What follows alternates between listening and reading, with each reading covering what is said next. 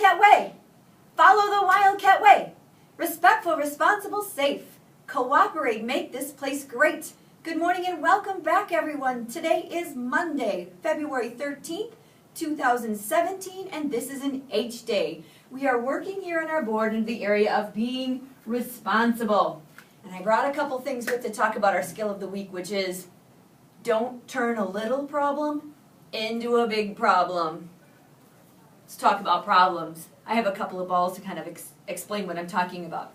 So we have little problems in life. Maybe I lost my spot in line. Maybe I got no for an answer. Maybe I dropped my pencil. Maybe I made a mistake in a math problem. Those are all little problems which are easily fixed. And they require us to have a little reaction like, ooh, not, ah! A little problem requires a little reaction. A big problem might be, I fell down on the playground and I cut my knee open.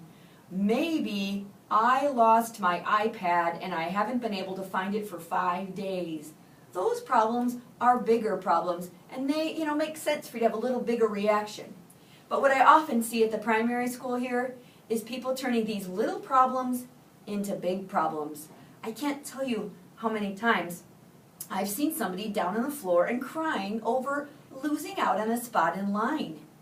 We all get lunch. We all get to the gym. Doesn't matter if we're first in lunch or last in lunch. We all get a lunch. We all get the same amount of time. So we want to work on not turning these little problems into big problems. And I have an example. How do we want to handle that when we get a problem? When a problem comes up, like I lose my spot in line or I get told no for an answer, it's really important for you to just stop, take a step back, take a deep breath. Think about the problem and the solutions. And think about your reaction. Drop my pencil. Oh, little reaction. It's easily solved. I pick up my pencil or I ask the teacher for another one. Little reaction. So let's make sure this week that when we're encountering problems, we think about them. We stop, take a deep breath, think about the problem and a possible solution. And I brought a little example along. Brought my grandson along today. You see that face? That's because he did not get his penguin when he wanted it. So he turned it into a great big, this face turned into, Wah! It's a great big reaction. And that makes sense because he's a baby. So everyone, don't be a baby. Use your smart choices about problems. This week we have some flag raisers that I want to make sure we get to. We have Sarah Zollinger, McKenna Fritzke, Lincoln Perry, and Jace Ferguson will be our flag raisers this week. I need Sarah, McKenna, Lincoln, and Jace to come on down to the office after announcements so that we can get your picture taken and get those flags up.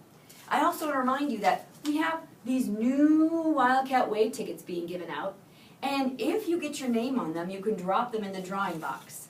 Kids are so excited, and I am too. I already bought my light-up dance shoes. I'm so excited about our dance party at the end of the month. But I want to remind you that not everyone is going to get your name drawn.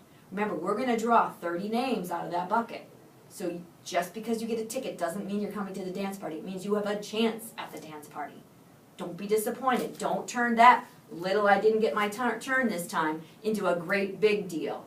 Because we'll do another drawing next month, and it's likely you might get your name drawn then. Awesome. At this time, please stand and face your flag for the Pledge of Allegiance, and have a marvelous Monday.